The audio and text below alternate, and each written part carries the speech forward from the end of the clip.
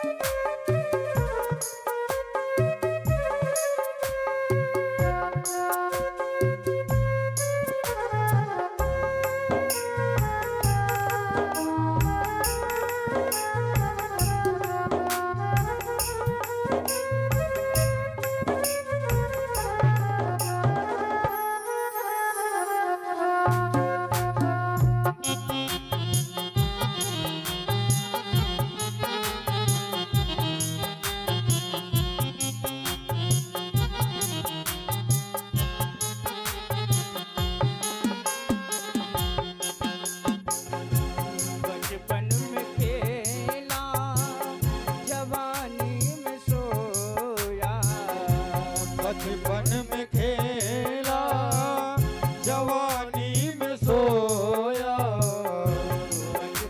में खेला जवानी में सोया बचपन में खेला जवानी में सोया करके बुढ़ापा करके बुढ़ापा असल धीरे धीरे करके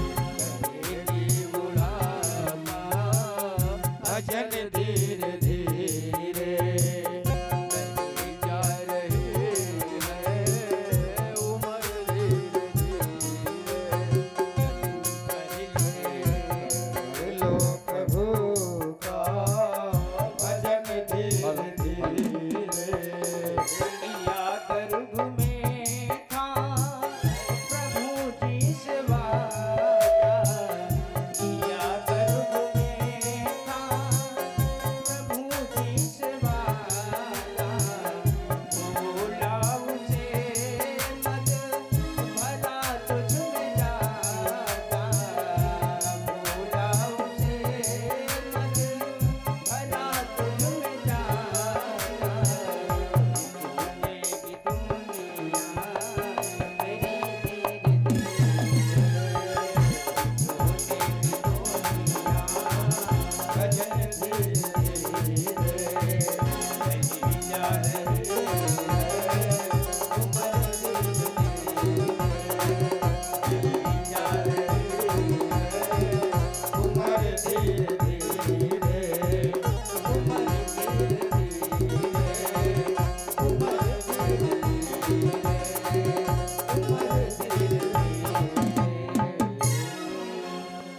hello hello hello hello hello hello तेज पे करो हेलो हेलो हेलो बोलो भागवत भगवान की ओम हरये नमः। नूतन जलधर रुचि गोपवधूटी दुकूल चौराय तस्मै कृष्णाय नमः। संसार महीरुहस्य बीजा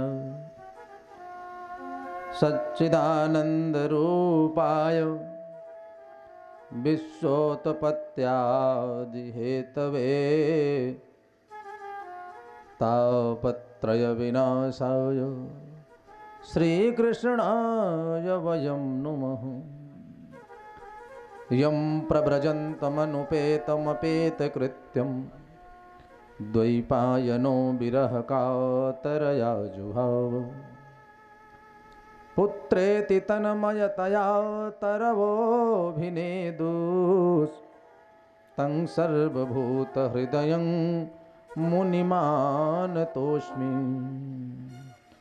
मुनिमानतोऽस्मि। यस्यांके च विभाति भूधरसुतां देवापगामस्तके भाले बालविदुर्गले च गरलं यस्यो रसिव्यालरौ सोऽयं भूतिविभूषणः सुरवरः सर्वाधिपः सर्वदा सर्वः सर्वगतः शिवः शशिनिभः श्रीशङ्करः पातु मां। नमो देव्यै महादेव्यै शिवायै सततं नमः। नमः प्रकृत्यै भद्रायै नियताः प्रणतः यस्मिताम्। अतुलितबलधामं हेमशैलाभदेहं दनुजवनकृशानुं ज्ञानिनामग्रगण्यं सकलगुणनिधानं वानराणामधीशं रघुपतिप्रियभक्तं वातजातं नमामि। गुरुर्ब्रह्मा गुरुर्विष्णुः गुरुर्देवो महेश्वरः गुरुः साक्षात् परब्रह्म तस्मै श्रीगुरुवे नमः। तस्मै श्रीगुरुवे नमः। तो क्या छवि सामरे मोहन की चित जात चला हटके हटके। बलिहारी है चंद्र छटा मुख की सतचंद फिरें भटके भटके। बनमाल की सुंदर लटकन में ऋतुराज रहें लटके लटके। मुस्कान छटा छलकाते रहो जिस पान करूं गटके गटके। मुस्कान छटा छलकाते रहो जिस पान करूं गटके गटके। अपने अपने घरन की भैया है सबही को भीर। जिन्हीं भीर सब घरन की धन्य धन्य रघुबीर। ब्रजवो पवन गोपी सुमनु श्री राधा मकरंदु। ब्रजवासी तरुवर सकल मधुकर श्री नंदनंद। मधुकर श्री नंदनंद। हे पार्थ के सारथी तुम कहाँ कोटि प्रणाम। मेरे मन तुरंग की थाम हो नाथ लगाऊं। पग पवित्र तीर्थ गमनु कर पवित्र दियोदान। मुख पवित्र तब होत हैं जो बोलो राधे श्याम। प्रेम से बोलो यज्ञ भगवान की जय हो। सर्वप्रथम मन वाणी और जिह्वा को पवित्र करने के लिए एवं मन को एकाग्र करने के लिए 2 बार सब लोग हमारे नाम हमारे साथ भगवान नाम संकीर्तन बोलेंगे। फिर जिस प्रकार से ठाकुर जी की कृपा आप सबको श्रीमद् भागवत महापुराण के माध्यम से कृष्ण रूपी जमुना में डुबकी लगवाने के लिए आगे बढ़ेंगे। सब लोग हमारे साथ कीर्तन करें। कोई कहे गोविंद कोई गोपाला मैं तो कहूँ सांवरिया बांसुरिया वाला। कोई कहे गोविंद कोई गोपाला मैं तो कहूँ सांवरिया बांसुरिया वाला। मैं तो कहूँ कोई कहे गोविंद कोई गोपाला मैं तो कहूँ सांवरिया बांसुरिया वाला। कोई कहे गोविंद बांसुरिया वाला तो कहूँ सांवरिया बांसुरिया वाला। मैं तो कहूँ सांवरिया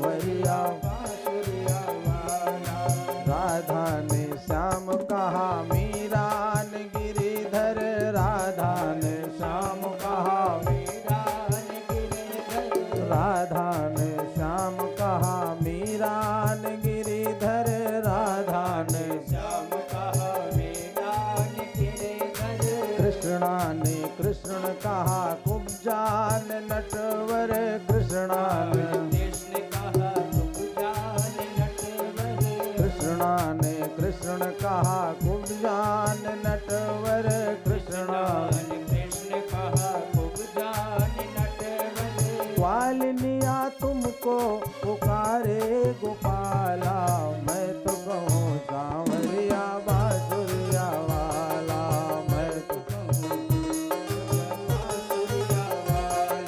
कोई कहे गोविंद कोई गोपाला कोई कहे गोविंद कोई गोपाला मैं तो कहूँ सांवरिया बांसुरिया वाला मैं तो कहूँ सांवरिया बांसुरिया वाला मैया तो कहती है सुन रे कन्हैया मैया तो कहती है सुन ले कन्हैया मैया तो कहती है सुन रे कन्हैया मैया तो कहती है सुन ले कन्हैया घनश्याम कहते हैं बलराम भैया घनश्याम कहते हैं बलराम भैया घनश्याम कहते हैं बलराम भैया घनश्याम कहते हैं बलराम भैया कंसा तो कहता है जल कर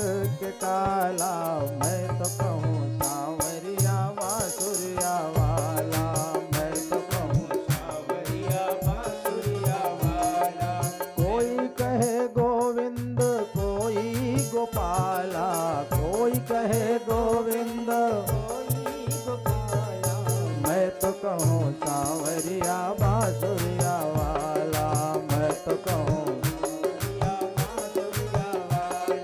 मैं तो कहूँ सांवरिया बांसुरिया वाला मैं तो कहूँ बांसुरिया वाला प्रभावुत भगवान की जय हो आज के आनंद की जय हो अनंतानंद ब्रह्मांड नायको योगेश्वर परमेश्वर वृंदावनधेश्वर नंद नंदन यशोदानंदन श्री बालकृष्ण जी एवं आद्याशक्ति पराशक्ति वैजंती माला योगेश्वरी परमेश्वरी वृंदावनधेश्वरी ब्रह्मानंदनी श्री राधा जी तथा मारुति नंदन हनुमान जी महाराज के परम कृपा से आज श्रीमद्भागवत सप्ताह ज्ञान यज्ञ का अनवरत सतत अग्रसित होता हुआ तृतीय दिवस कृपा के साथ अपनी पुत्री देवहूति को लेकर के करदम जी के आश्रम पर गए। आश्रम पर गए तो एक छोटी सी फूस की कुटिया, एक किनारे एक आसन पड़ा हुआ था, उस पर करदम जी विराजमान थे। आज जब देखा कि 3 लोग आ रहे हैं, देवर्षि नारद ने भेजा है, तो कुछ का 3 आसन और बिछा दिया। 3 आसन और बिछा दिया। मनु महाराज, शत्रुपा जी और देवहूति तीनों कुटिया में पहुंचे। जब पहुंचे तो देवहूति ने विचार किया, अरे ये तो अभी होने वाले हमारे पति हैं और इन्होंने आसन को बिछाया है। करदम जी ने देखा, यथोचित स्वागत किया, प्रणाम किया, कहा महाराज विराजिए। तो एक आसन पर तो मनु महाराज बैठ गए, दूसरे पर शत्रुपा मैया बैठ गई, तीसरा आसन खाली। करदम जी ने कहा देवी आप भी बैठ जाओ। ध्यान दीजिए, जब करदम जी ने कहा कि देवी आप भी बैठ जाओ, तो देवहूति ने विचार किया कि हैं तो हमारे पति, आसन इन्होंने बिछाया है और पति के द्वारा बिछाए गए आसन पर पत्नी को नहीं बैठना चाहिए, दोष होता है। पति के द्वारा बिछाए गए आसन पर पत्नी को नहीं बैठना चाहिए, परंतु पति हैं और इनकी आज्ञा है कि बैठ जाओ, तो इनके आदेश को भी मैं नहीं काट सकती, दोष हो जाएगा। तो दाहिने हाथ के अंगूठे, दाहिने हाथ से आसन को स्पर्श किया देवहूति जी ने और बगल में बैठ गए। और जो बैठ गई, करदम जी समझ गए कि वर्ण करने योग्य कन्या है, इस कन्या का वर्ण करना चाहिए। सुखदेव जी कहते, राजा परीक्षित, मनु महाराज ने प्रश्न किया करदम जी से, महाराज तो आप अब भाई देखुवारी करने तो गए हैं। कहा महाराज आप यहीं रहते हैं? हाँ महाराज यहीं रहते हैं। और कौन रहता है? तो महाराज हम रहते हैं। और हमारे कुटिया में जो कुछ मिट्टी के ऊंचे स्थान दिखाई पड़ रहे हैं, इसमें चूहे रहते हैं और कोई रहता नहीं महाराज हमारे पास। अच्छा, तो हमारी बेटी का हम तो विवाह करने आए हैं, आप स्वीकार करिए। करदम जी ने कहा हाँ, हम विवाह तो आपकी बेटी के साथ करेंगे, विवाह तो करेंगे। देवर्षि नारद से हमने कहा था, परंतु हमारी एक शर्त है। क्या? बोले जब एक पुत्र हो जाएगा तब हम गृहस्थ जीवन का परित्याग करके पुनः तपस्या करने के लिए संन्यास आश्रम धारण कर लेंगे। मनु महाराज ने कहा ठीक है। देवहूति को भी स्वीकार हो गया। देवहूति का हाथ पकड़ करके महाराज करदम जी के हाथ में पकड़ा दिया। मनु महाराज ने हाथ में पकड़ा करके सजल नेत्रों से आशीर्वाद देते हुए मनु महाराज और शत्रुपा वहां से विदा हुए। बेटी का विवाह करके जब विदा हुए, सुखदेव जी कहते राजा परीक्षित, जैसे ही वर्ण किया करदम जी ने माता देवहूति का वर्ण किया, बैठी ही समीप उसी समय उनकी समाधि लग गई। समाधिस्थ हो गए करदम। 1 दिन 2 दिन 4 दिन 10 दिन 5 दिन 1000 वर्ष बीत गए समाधिस्थ। एक दीप प्रज्वलित किया देवहूति ने और उसी दीप की सुरक्षा करते हुए प्रतीक्षा में संपूर्ण समय को व्यतीत कर दिया। जब विवाह हुआ तो युवावस्था थी, युवावस्था थी, सुंदर अवस्था, लेकिन धीरे धीरे 1000 वर्ष बीत गया। शरीर जीर्ण शीर्ण हो गया, एकदम केवल ढांचा बचा है, वृद्ध हो। समाधि टूटी करदम जी की। करदम जी ने प्रश्न किया, देवी आप कौन? देवहूति ने कहा कि स्वामी आप समाधि से पहले याद करिए, हमारे साथ आपने विवाह किया था, तो आप तब से अभी तक प्रतीक्षा कर रही हो। देवहूति ने कहा क्या करूं, आपके साथ विवाह हो, आप पति हैं, आपकी आज्ञा का पालन करना हमारा कर्तव्य है। तो आपने कुछ आदेश ही नहीं किया, उसी प्रतीक्षा में मैं आपकी प्रतीक्षा कर रही हूं, आपका इंतजार कर रही हूं। तो आज के देवहूति तो 1 दिन प्रतीक्षा न करती, 1000 वर्ष तो छोड़ा, बहुत बड़ी बात है।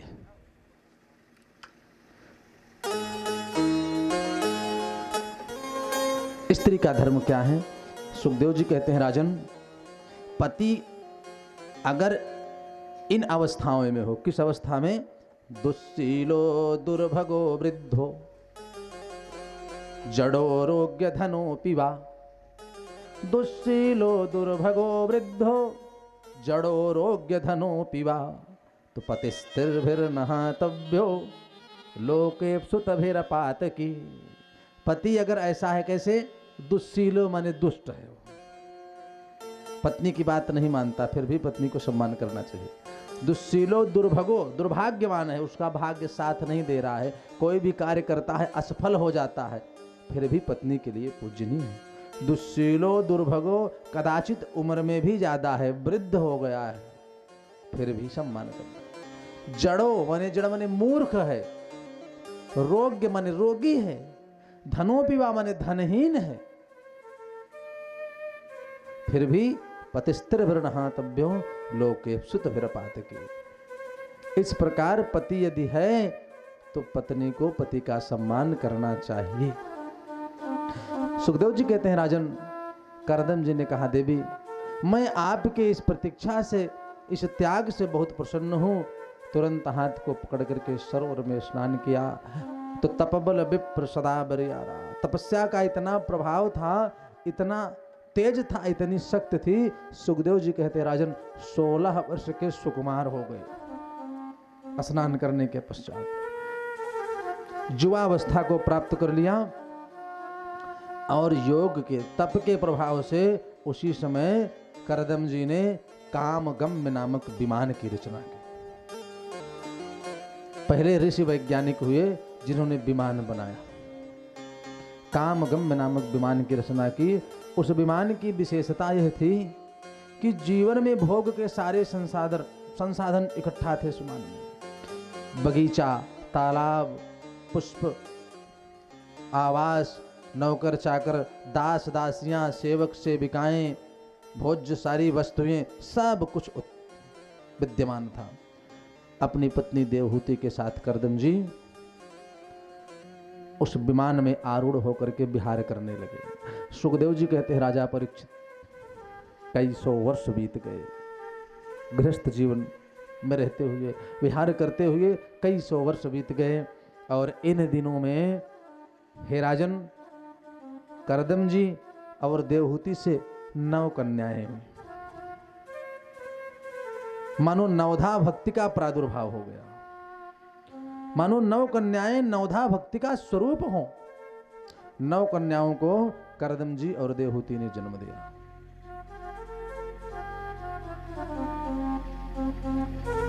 दसवें में कपिल भगवान साक्षात स्वयं माता देवहूति के गर्भ में आए। 10वें गर्भ में जब कपिल भगवान आए, सुखदेव जी कहते हैं, राजन, करदम जी ने कहा कि देवी, करदम जी ने कहा कि देवी, अब हम संन्यास आश्रम ग्रहण करेंगे। देवहूति ने कहा कि स्वामी, मैं आपको रोक नहीं रही हूं, परंतु 9 कन्याएं हैं, इनका विवाह कौन करेगा और इस अवस्था में मेरा सहारा कौन होगा। उसी समय ब्रह्मा जी के जो 10 मानस पुत्र हुए थे, अत्रि, पुलस्त, वशिष्ठ, अंगिरा, क्रतु इत्यादि 10 मानस पुत्र में 9 कन्याएं 9 ऋषियों को ब्याह दी। और नारद जी बेचारे बच गए थे। 10मस्तु नारदः, 10वें मानस पुत्र नारद जी थे, बच गए और आज तक विवाह नहीं हुआ। 9 मानस पुत्रों के साथ ब्रह्मा जी के द्वारा जो उत्पन्न किए गए थे, करदम जी ने अपनी 9 कन्याओं का विवाह कर दिया। नारद जी बेचारे शेष रह गए और देवहूति से कहा कि देवी, अब मैं जा रहा हूं, आपका कल्याण करने के लिए मैं आशीर्वाद देकर के जा रहा हूं। साक्षात परब्रह्म परमात्मा भगवान स्वयं आपके गर्भ से अवतार लेंगे। ये कह करके सुखदेव जी कहते, राजा परीक्षित, करदम जी संन्यास आश्रम की ओर जंगल में चले गए। सुखदेव जी कहते हैं, राजा परीक्षित, समय बीतता गया, समय बीता।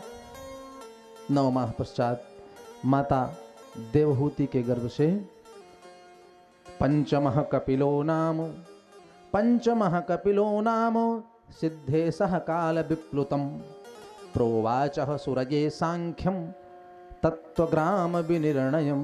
5वें अवतार भगवान के 5वें अंशावतार देवहूति के गर्भ से कपिल भगवान का प्रादुर्भाव होता है। बोलो कपिल अवतार भगवान की जय हो। भगवान का जो 5वां अवतार कपिल भगवान का है, एक दिन में नहीं, कुछ घंटों के लिए हुआ था। जैसे भगवान प्रकट हुए, तुरंत कहा कि हे मां, आदेश करो, क्या जानना चाहती है। माता देवहूति ने प्रश्न कर दिया, हे पुत्र, निर्विण्णा नितरां भूमन सद इंद्रिय तरसणा येन संभाव्यमानेन प्रपन्नान्धं तमः प्रभो। येन संभाव्यमानेन प्रपन्नान्धं तमः प्रभो। कहा, पुत्र, निर्विण्णा नितरां भूमन सद इंद्रिय तरसणात्, मन जो है इंद्रियों की ताड़ना सहता है, इसका कोई उपाय बताओ, किस प्रकार से मन शांत हो जाए। ध्यान दीजिएगा, बहुत गूढ़ विषय है। येन संभाव्यमानेन प्रपन्नान्धं तमः प्रभो। चारों तरफ जो अंधकार दिखाई देता है, मन किस प्रकार से संतुष्ट हो और इंद्रिय के बस में न हो करके कैसे भगवत भक्ति में लगे, कैसे वो शांत हो, ये बताओ। इसी प्रश्न का उत्तर देते देते कपिल भगवान ने सांख्य शास्त्र का उपदेश दिया।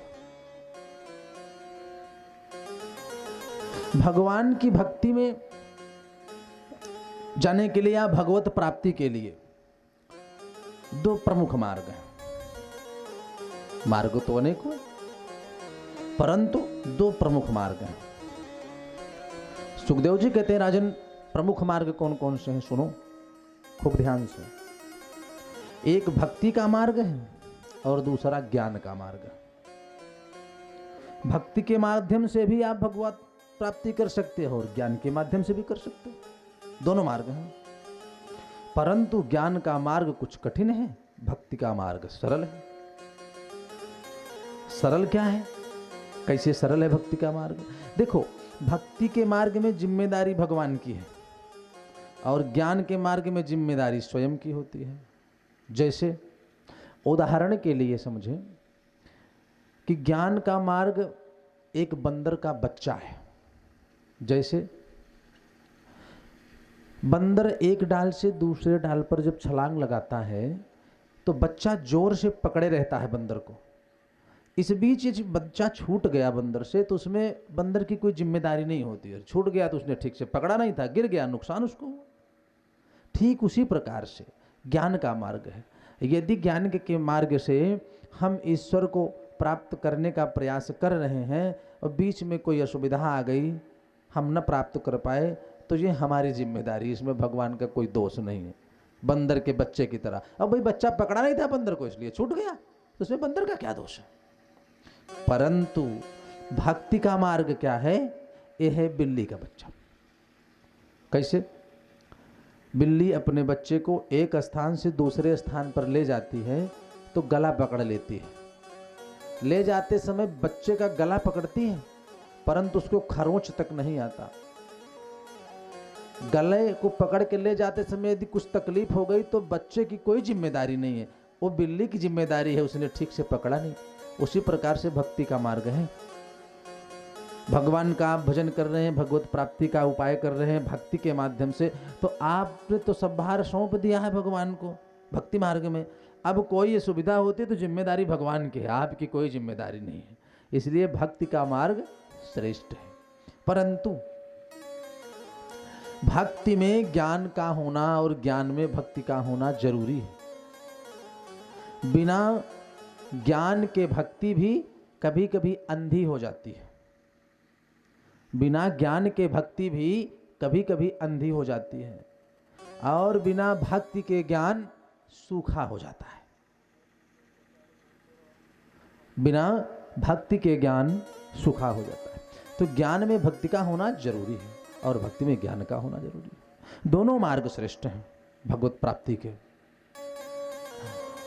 कपिल भगवान ने कहा कि हे मां, मन ही मनुष्याणाम कारणम बंध मोक्षयो। मन मनुष्य के बंधन और मुक्ति का कारण है, परंतु कैसे?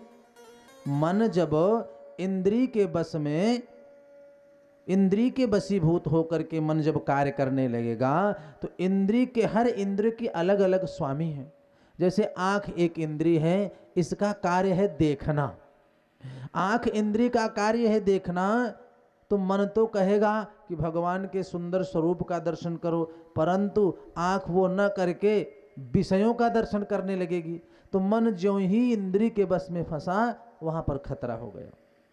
इसलिए मन को इंद्रिय के बस में नहीं होना है, इंद्रिय को मन के अनुरूप कार्य करना है। यदि ऐसा होता है तो आपका मन इस संसार से मुक्ति का कारण बन जाएगा।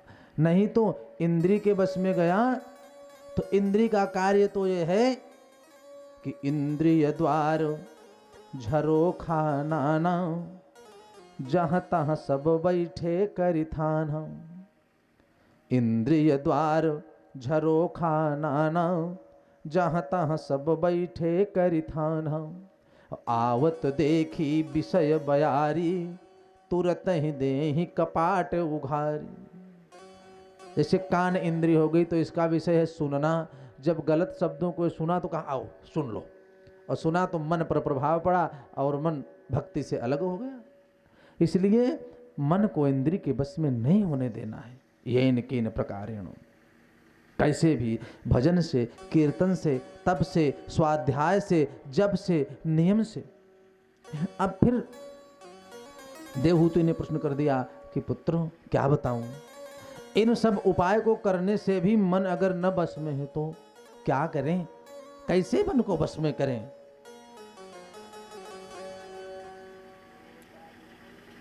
कैसे इंद्री को जीतें? इंद्री को जीतना इतना आसान थोड़ा है।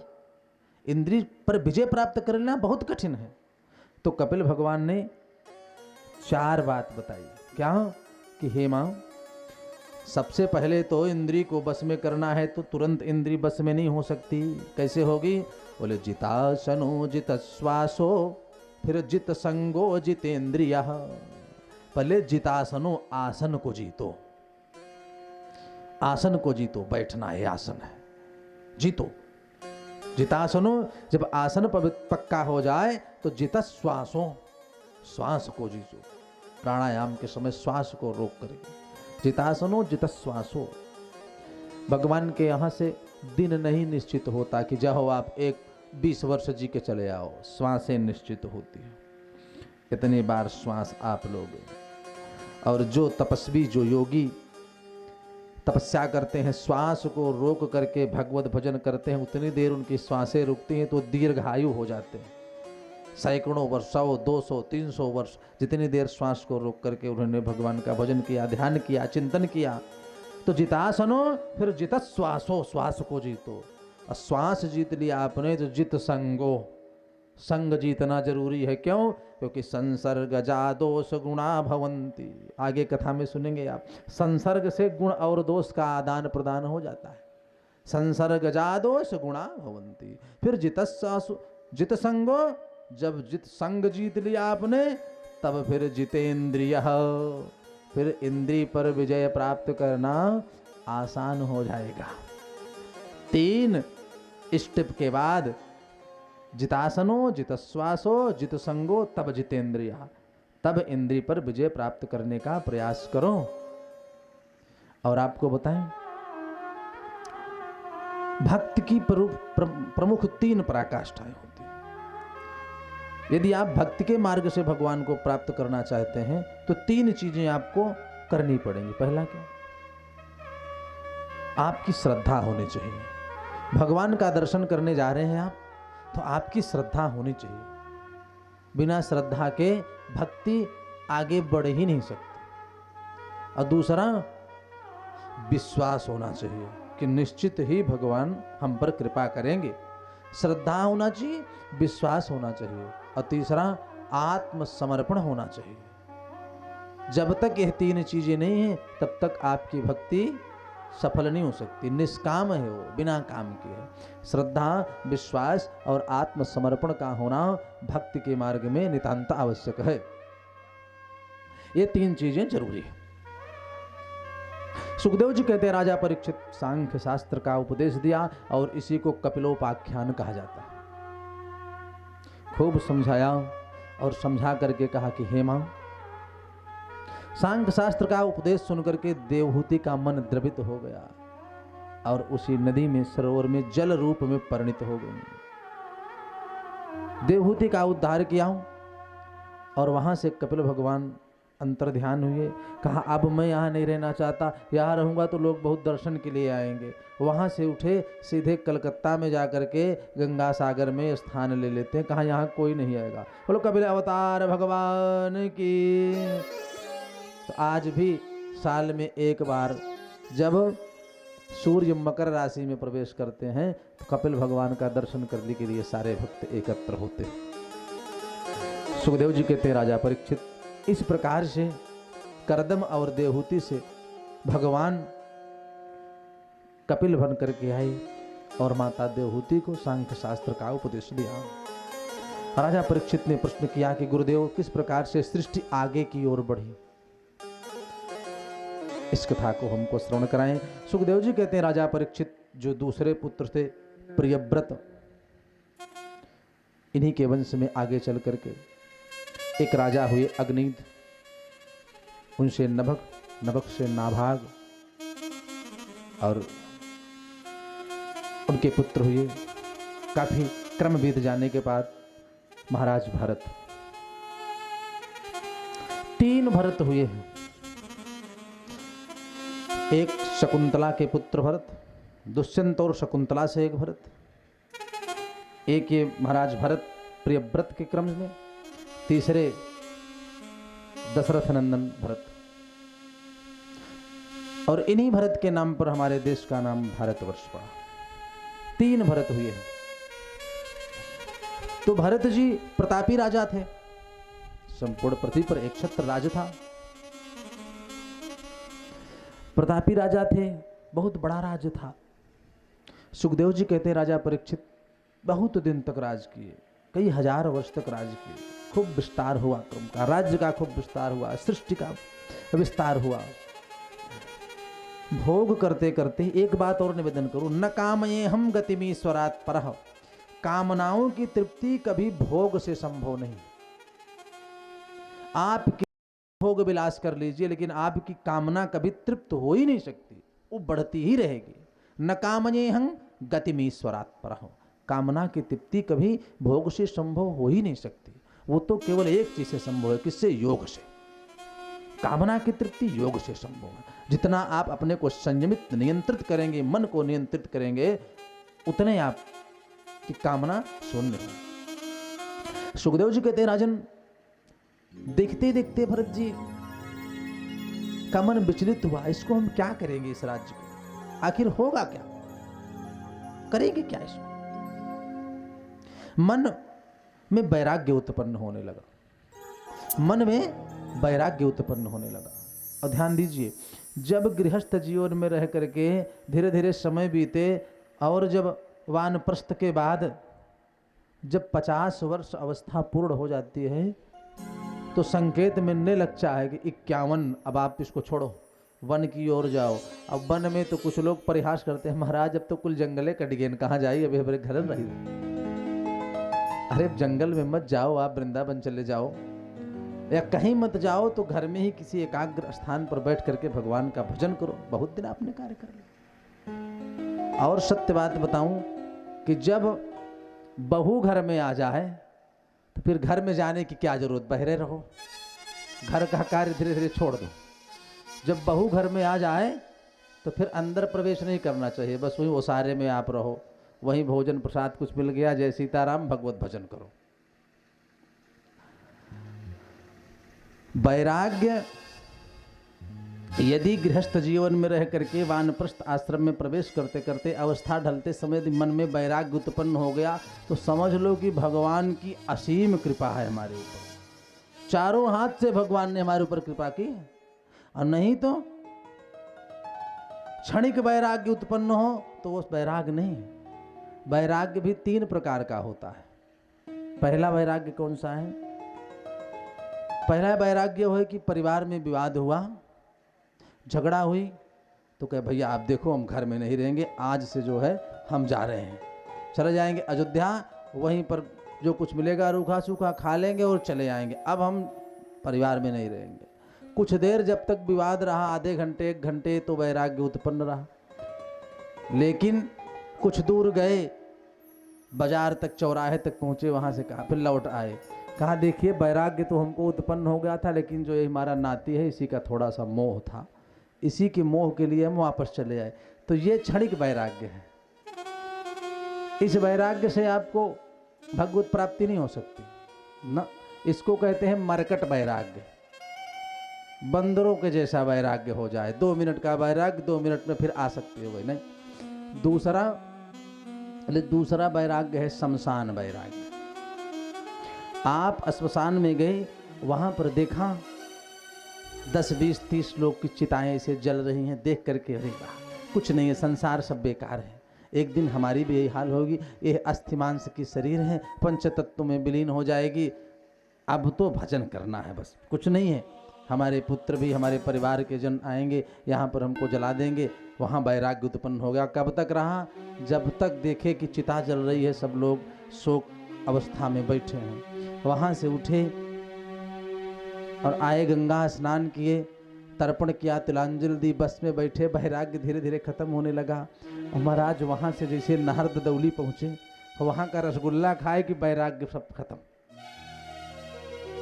वहाँ से पूरा वैराग्य समाप्त हो जाता है। जलपान के पश्चात फिर कभी कोई याद नहीं आती, घर चले आए। इसको कहते सब कर रहे हैं, इतनी बड़ी राज्य है, वैराग्य हो गया, अब यहाँ नहीं रहेंगे ना, ये सब बेकार है।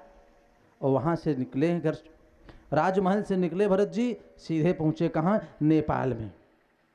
गंडकी नदी के किनारे वहीं एक छोटी सी कुटिया बनाई और कहा कि अब हम नहीं जाएंगे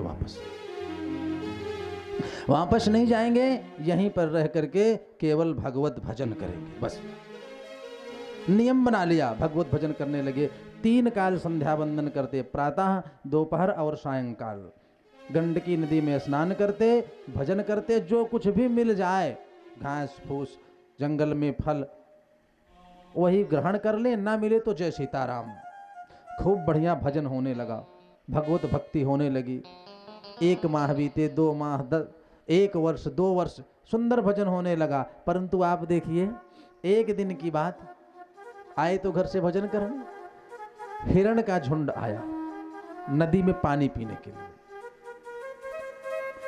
20-30 की संख्या में हिरणों के रहे, पानी पी रहे थे। सारे हिरण पानी पी रहे थे, तो उसमें एक हिरणी जो थी वो गर्भवती थी। समय पूरा हो गया था, अभी पानी सब पी नहीं पाए थे, तब तक जंगल में शेर की दहाड़ सुनाई पड़ी। तो सारे हिरण कुलाच मार करके भगे और वो हिरणी भी भगी। प्रसव समय नजदीक था, छलांग तो लगा दी, उस पार चली गई, परंतु प्रसव उसको जल में ही हो गया। उस पार वो जा करके उसके प्राण पखेरु उड़ गए और बच्चा जल में छटपटाने लगा। महाराज भरत जी नदी के किनारे बैठ करके पूजा कर रहे थे, देखा अब वो अगर उस जीव को न बचाएं फिर भी अपराध लगेगा। दौड़ करके गए, पूजन को विराम किया और जल से उस बच्चे को उठा करके ले आए। अब माँ तो उसकी मर चुकी थी, इनके हाथ में वो बच्चा लगा, लिपट गया इनके हृदय से। अब यहीं पर मोह बढ़ गया, उसका पालन पोषण करने लगे। तो जो 3 समय भजन संध्या होती थी, प्रातः, दोपहर और सायं, वो दोपहर का समय संध्या का छूट गया। अब उसकी सेवा में जाने लगा। धीरे धीरे मोह उस बच्चे के प्रति बढ़ता गया। जो 3 समय हो रहा था, 2 हुआ, 2 से अब 1 समय होगा। वही प्रातः काल संध्या होती है, भजन, बाकी दिन भर उसकी सेवा में। सुखदेव जी कहते हैं, राजा परीक्षित मन जो है फिर माया में फंसने लगा और इतना फंस गया कि जब वह बच्चा बड़ा हुआ तो इन्हीं के साथ खेले, उठे, बैठे, रहे, वो कहीं जाए ही ना। अब सब कुछ छूट गया, भजन, तप, जप, स्वाध्याय सब छूट गया। अब उसी बच्चे के सेवा में, उसी के मोह में फंस करके समय बीतने लगा। सुखदेव जी कहते हैं, राजा परीक्षित इतना आसक्त हो गए उस बच्चे के मोह में भरत जी कि उसके बिना एक पल रह न पावे, उसको बिना देखे। काफी समय बीत गया, सब भजन उजन बंद हो गई, पूजा बंद हो गया और कुटिया पर एक दिन हिरण का झुंड पुनः आया। जो आया तो अपने प्रजाति के लोगों को जब उस बच्चे ने देखा कि हमारे प्रजाति के लोग हैं, उसी में जाके मिल गया और मिल गया तो खेलते हुए फिर जंगल में चला गया। जब वो जंगल में पहुंच गया, अब यहाँ कुटिया पर भरत जी आए, देखे तो बच्चा नहीं मिला, छटपटाहट होने लगी। जंगल में गए, खूब ढूंढे, नहीं पाए। सुखदेव जी कहते हैं, राजा परीक्षित मोह इतना बढ़ गया था कि उसी के मोह के कारण जो जल पीते थे, कुछ फल उल खा लेते थे, वो भी छूट गया। उसी के शोक और मोह में भरत जी ने अपने प्राण को त्याग दिया, प्राण को अपने त्याग दिया। अब ध्यान दीजिए, अंत समय में मन जहां फंसा रहता है, जिसमें आसक्त रहता है, मरने के बाद भी वो आसक्ति छूटती नहीं। हमारा अपना विचार है, जो देखिए व्यक्ति का अधिक मोह अपने शरीर से होता है और ये नियम है कि जिससे अधिक मोह होता है तकलीफ भी उतने उससे होती है। तो सबसे ज़्यादा मोह शरीर से होता है और शरीर ही सबसे ज़्यादा तकलीफ प्रदान करती है, दुख सबसे ज़्यादा शरीर ही देती।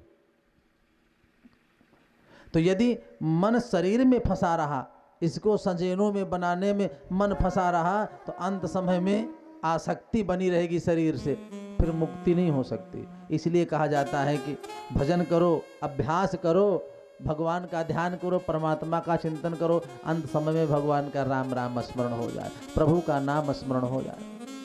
अब मन फंसा रहा हिरण में, प्राण निकल गए। परिणाम क्या हुआ? सुखदेव जी कहते हैं, राजा परीक्षित, भरत जी हिरण की योनि प्राप्त कर लिए, हिरण बन गए दूसरे जन्म में। लेकिन परमात्मा की एक बड़ी कृपा रही। क्या कृपा भगवान की यह रही कि हिरण योनि पाने के बाद भी सब कुछ स्मरण है कि हम पूर्व जन्म में राजा थे, यहाँ तपस्या करने आए थे, आसक्ति के कारण हम इस योनि को प्राप्त कर लिए। पूरी याद बनी हुई थी। और जब स्मरण बना हुआ था तो हिरण योनि में भी सारे नियम करते थे भरत जी। एकादशी का व्रत रहते, सुंदर हरी हरी घास को ग्रहण करते, यही सब करते, सात्विक जीवन व्यतीत करने लगे। एक दिन जंगल में आग लगी थी।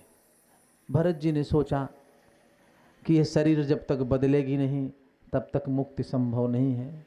मुक्ति को प्राप्त करने के लिए मनुष्य शरीर का प्राप्त होना भी जरूरी है।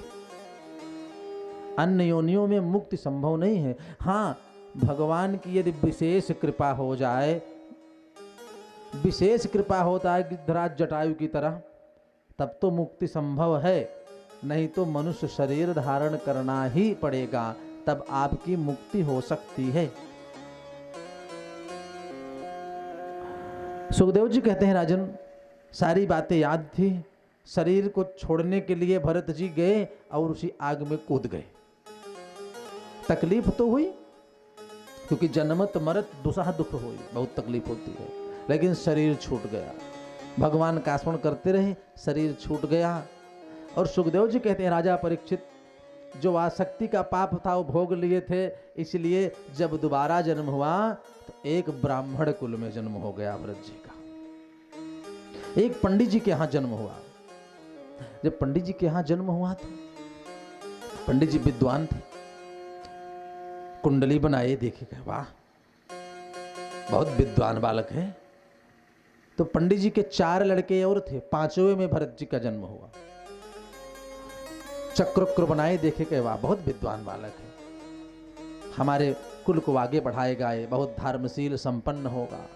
बहुत प्रसन्न हुए। भरत जी को सारी बातें याद हैं, इस जन्म में भी। इन्होंने कहा, सोचा, भरत जी ने सोचा कि ऐसा है, अब एक बार मन फंसा मृग में, हिरण में, तो हम हिरण योनि प्राप्त कर लिए, अब की बार हम बोलबे नहीं करेंगे, न किसी से बोलेंगे और न कोई ऐसा कार्य करेंगे जिससे पुनः आसक्ति में होकर के हमको किसी और शरीर में जाना पड़े। मौन व्रत धारण करने का संकल्प मन में कर लिए कि अब नहीं बोलेंगे। बड़े हुए, धीरे धीरे बड़े हुए, कुछ बोलबे ना करें।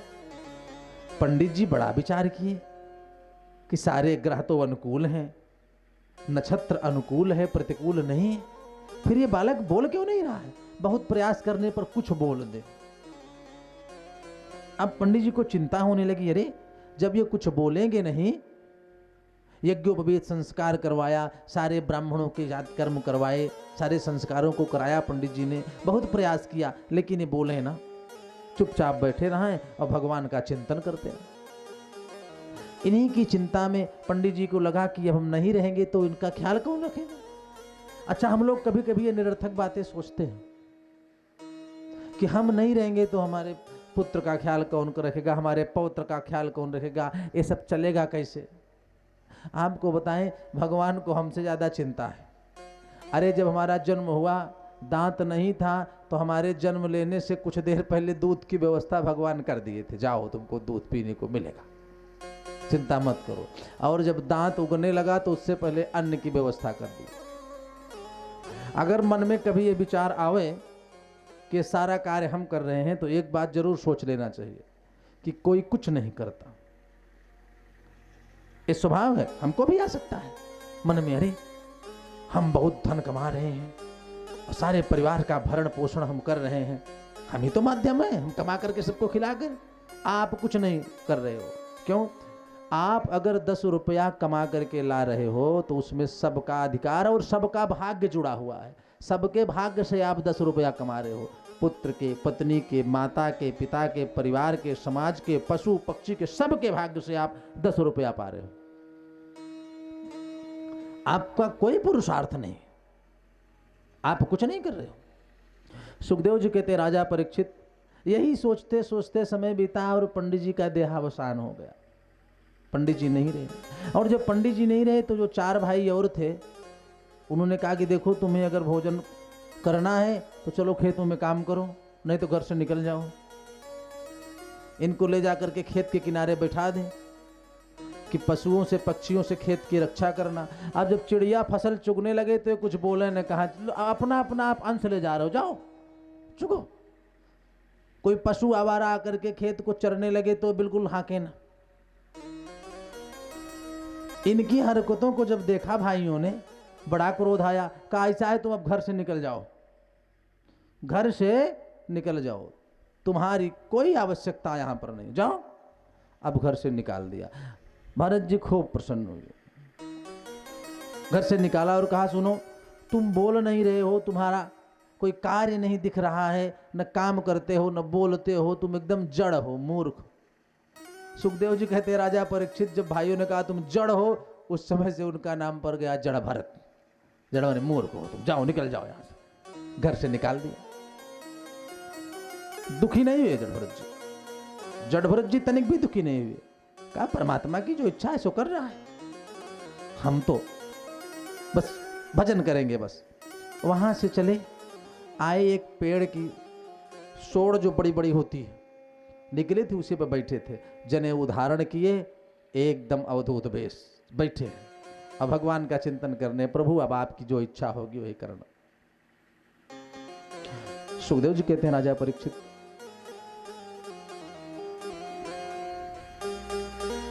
एक बनिए ने माना था काली मैया से कि हमारा एक कार्य सिद्ध हो जाएगा तो मैं आपको नर बलि दूंगा, नर बलि आपको प्रदान करूंगा। तो कोई और तो नहीं मिला, अपने सेवकों को भेजा तो यही बेचारे मोटे ताजे जनेऊ पहने मिले। इनको पकड़ के ले गए काली के पास, कहा कि अपनी अंतिम इच्छा बताओ, जो खाना पीना हो खा पी लो, अब तुम्हारा गोविंदाय नमो नमः होना है, प्राण तुम्हारा नहीं रहेगा।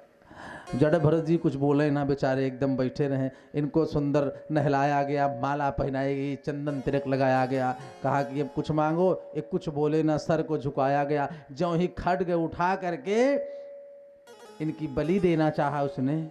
सुखदेव जी कहते राजा परीक्षित काली मैया प्रकट हो गई, प्रकट होकर के उसी का वध कर गया, सर को धड़ से अलग कर दिया और जड़भरत जी को आशीर्वाद दिया, जाओ आशीर्वाद देती हूं तुम्हें भगवत प्राप्ति होगी, साक्षात परमात्मा की प्राप्ति हो जाएगी। सुखदेव जी कहते राजा परीक्षित वहां से बेचारे अपना प्राण बचाए, फिर भागे, आकर के बैठे हैं। तो सिंध सौवीर देश के राजा हैं रहुगण। राजा रहुगण सांख्य शास्त्र का उपदेश ग्रहण करने के लिए कपिल भगवान के आश्रम पर जा रहे थे। तो रास्ते में पालकी पर सवार होकर के जा रहे थे, तो 4 कुम्हार मिल करके पालकी को चलाते हैं। राजा साहब पालकी में बैठे थे, एक कुम्हार बीमार पड़ गया। बीमार पड़ गया, न चला जाए तो राजा ने आदेश दिया कि पालकी को रोको और किसी दूसरे कुम्हार का प्रबंध करो, तब हमारी पालकी को आगे बढ़ाओ। अब जो कुम्हार बीमार पड़ गया वो तो हटा दिया गया, 3 कुम्हार बेचारे दूसरे को ढूंढने के लिए निकले। और तो कोई मिला नहीं, यही जड़ भरत जी मिल गए, मोटे ताजे जनेऊ धारण किए बेचारे, यही मिल गए। इनको पकड़ करके कुम्हार लेके आए, चलो। जड़ भरत जी ने सोचा कोई बात नहीं, जड़ चेतन जग जीव में ही सकल राममय जान, सब में परमात्मा का निवास है, उसमें भी भगवान का निवास है, चलो सेवा कर ले, सेवा करने का अवसर मिलेगा। और सेवा परम धर्म है, भगवान प्रसन्न होंगे, चलो। वहां से आए तो सब 3 कुम्हार थे, एक चौथे पालकियों को उठा लिए, आगे बढ़े। लेकिन ये आगे न देखें, नीचे देख करके चल रहे थे। अगर कोई चींटी भी दिख जाए तो पैर को बगल कर ले, अपराध न हो जाए कहीं। और जो ही पैर को बगल करें, पालकी हिलने डुलने लगे और राजा का सिर, रहुगढ़ का सिर खट से पालकी में लड़ जाए। 1 बार हुआ, 2 बार हुआ, 3 बार हुआ। रहुगढ़ को क्रोध आया, सुनो कैसे चल रहे हो तुम लोग। अब 3 जो कुम्हार थे पुराने, उन्होंने कहा कि महाराज क्या बताऊं जो नया कुम्हार लेके आए हैं, यही ठीक से नहीं चल रहा है। कुछ दूर और आगे बढ़े, जब फिर सर लड़ा पालकी में, क्रोध आ गया राजा रहुगण को।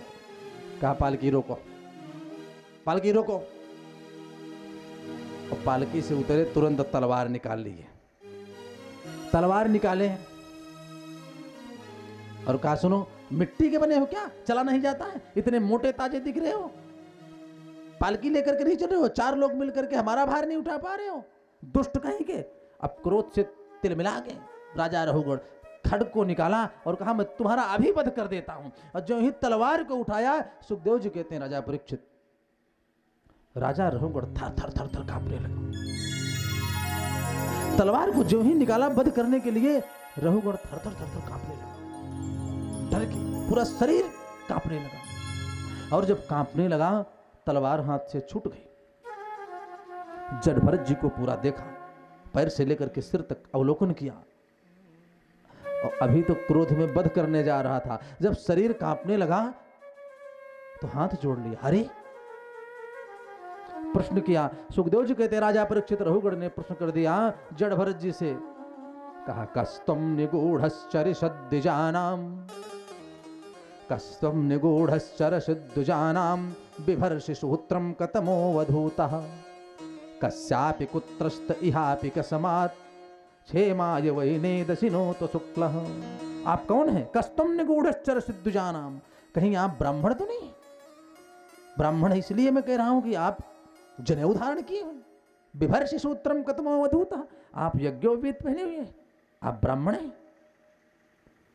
बिभर्षि सूत्रम कतमो वधूतः, यदि आप ब्राह्मण हैं तो कस्यापि कुत्रस्त इहापि कस्मात्, कहां से आ रहे हैं और यहां पर कैसे, और जा कहां रहे हैं? कहीं हे ब्राह्मण देवता, आप साक्षात कपिल भगवान तो नहीं हमारी परीक्षा लेने चले आए? तमाम प्रश्न किया। जड़भरत जी ने कहा कि ये मूर्ख राजा, अब इसको समझाना है तो चलो अपना मौन हम तोड़ ही देते हैं।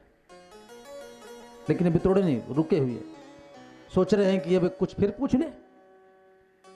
रहुगण ने कहा कि सुनो, आप बताओ अपना परिचय कौन हो, क्योंकि मैं किसी से डरता नहीं हूं, आज तक मैं किसी से डरा नहीं हूं, लेकिन तुम्हें देख करके मेरा शरीर कांपने लगा तो निश्चित ही आप कोई महापुरुष हो। मैं किसी से नहीं डरता। और सुनो, इतने लोगों से मैं नहीं डरा हूं। किससे किससे? रहुगण बता रहे जड़भरत जी को कि नाहम विशंके सुरराज वज्रान न त्रयक्ष शूलान यमस्य दंडात, नाहम विशंके सुरराज वज्रान न त्रयक्ष शूलान यमस्य दंडात, नाग नरक सोमा नील वित्रपास्त्रा शंके भृशम ब्रह्म कुलावमानात्। नाहम विशंके सुरराज वज्रा, देवराज इंद्र का जो वज्र है उससे भी मैं नहीं डरता हूं, हमको तनिक भी डर नहीं लगता, उसको तो मैं डरता ही नहीं हूं। रहुगण बता रहे हैं जड़भरत जी को, नाहम विशंके सुरराज वज्रान न त्रयक्ष शूलान न यमस्य दंडात, भगवान शंकर का जो त्रिशूल है मैं उससे भी नहीं डरता, न यमस्य दंडात, यमराज के दंड का भी कोई डर नहीं है हमको। और बताऊं महाराज, नग्न्यार्क सोमा नील वित्तपास्त्रा, चंद्रमा सूर्य पृथ्वी यज्ञ आकाश जितने ग्रह हैं, मैं किसी से नहीं डरता। हाँ, डरता हूं तो केवल एक चीज से, क्या?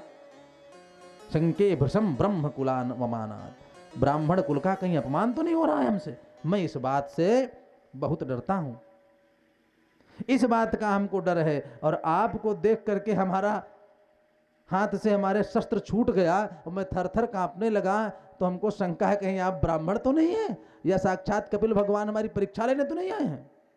सुखदेव जी कहते राजा परीक्षित, जब रहुगण इस प्रकार से प्रश्न करने लगा, अभी जड़भरत जी कुछ बोले नहीं हैं। इंद्र कुलिस मम शूल विशाला, इंद्र कुलिस मम शूल विशाला, काल दंड हरि चक्र कराला, काल दंड हरि चक्र कराला।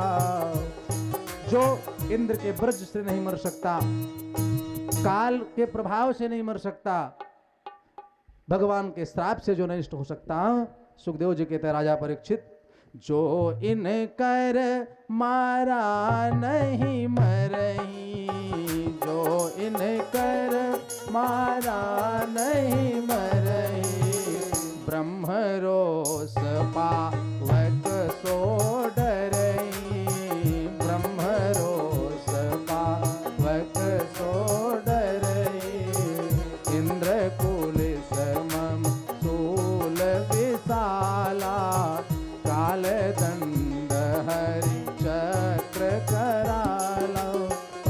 सुखदेव जी कहते हैं राजन, जब रहुगण ने बार बार अनुनय विनय किया तो जड भरत जी ने कहा कि अब मैं बोलूंगा, अपना मौन संकल्प जो मौन व्रत हमने लिया वो तोड़ रहा। जड भरत जी ने कहा, क्या कह रहे थे तुम, मैं मिट्टी का हूं, तुम हमको मार दोगे? अरे मूर्ख राजा, तुम हमको छू भी नहीं सकता, मारने की बात कर रहा था, तुम हमको छू ही नहीं सकता। और क्या कह रहा था, मैं मिट्टी का हूं। अरे तो मिट्टी का तो तू भी बना है, मिट्टी का बना तू राजा, और यह मिट्टी की बनी पालकी, मिट्टी का बना मैं, तो मिट्टी का राजा मिट्टी के कुम्हार पर मिट्टी के पालकी में बैठा था, तो भी तो मिट्टी का है। हमको मारने के लिए तूने खड्ग उठाया था, हमको तो छू ही नहीं सकता। जड भरत ने कहा कि सुनो, ये मैंने आपको स्पर्श कर लिया, देखो। जड भरत जी हंसे। रहुगण ने कहा, मैं स्पर्श कर लिया आपको। जड भरत जी हंसे, कहा सुनो, अरे ये तो मेरी इंद्रिय है, हाथ नाक कान मुंह, ये तो शरीर है, मुझको तुम नहीं छू सकते हो। क्यों? अरे आत्मा निर्वय तत्व है, उसको तुम नहीं छू सकते। लेकिन रहुगढ़ भी पढ़ा लिखा राजा था, मूर्ख राजा नहीं था, उसने भी प्रश्न कर दिया। कहा कि महाराज एक बात ये बताओ, स्थालग्नितापास पयोपोभितापम, स्थालग्नितापास पयसोभितापः, तस्तापतो तंडुल गर्भरंध्रि। जैसे किसी एक भगोने में, पात्र में, स्थालग्नितापा पयसोभितापस तस्तापतो तंडुल गर्भरंध्रि। रहुगण बता रहा है जड़ भरत जी को, किसी पात्र में आप जल रख दो, दूध डाल दो, उसमें चावल डाल दो, नीचे से अग्नि प्रज्वलित कर दो, तो अग्नि के ताप से पहले वो पात्र गर्म होगा, फिर दूध गर्म होगा, चावल जल गर्म होगा, फिर चावल उसमें पक जाएगा। ठीक उसी प्रकार से शरीर को छूंगा, इंद्रिय को छूंगा तो तकलीफ होगी। जड़ भरत ने कहा, तुम मूर्ख हो, अरे चावल की जगह पर पत्थर डाल दो तो उसको क्या तकलीफ होगी, कैसे पकेगा वो। चावल एक सावयव तत्व है, अन्न जो है सावयव तत्व है, परंतु पत्थर निर्वयव तत्व है। तो आत्मा जो है मर नहीं सकती, आत्मा मिट नहीं सकती, उसका जहां से आगमन हुआ है उसी में केवल वो प्रवेश कर सकती है, वहीं जाकर के मिल सकती है, वो नष्ट नहीं हो सकती है। और ये शरीर नष्ट हो सकती है, यह नश्वर है। जिन जिन तत्वों से बनी है, नष्ट होने के बाद उसी तत्व में पुनः यह विलीन हो जाती है, उसी तत्व में शरीर पुनः विलीन हो जाती है। लेकिन आत्मा जो है निर्विकार है, यह निर्वय तत्व है। इस प्रकार से जब जड़ भरत जी ने उपदेश दिया रहुगण को, सुखदेव जी कहते हैं राजा परीक्षित, रहुगण ने सोचा कि मैं तो सांख्य शास्त्र का उपदेश सुनने के लिए कपिल भगवान के आश्रम पर जा रहा था, असली तत्व तो यही हमको मिल गया। जड़ भरत जी के चरणों में रहुगण लेट गए, कहा महाराज बहुत बड़ा अपराध हो गया हमसे, अपराध हो गया, अब आप बताइए मैं क्या करूं, मैं क्या करूं बताओ। सुखदेव जी कहते हैं राजा परीक्षित, रहुगण पूछने लगा अब मैं क्या करूं। तो जड़ भरत जी ने कहा सुनो, सेवा करो, जाओ सेवा करो, भगवान का भजन करो, सेवा करो। तो रहुगण ने कहा कि महाराज मैं तो राजा हूं, मैं तो राजा हूं। बोलो भागवत भगवान की, मेरा गोविंद गोविंद गोपाला, घन श्याम नंद के लाला, मेरा गोविंद गोविंद गोपाला, घन श्याम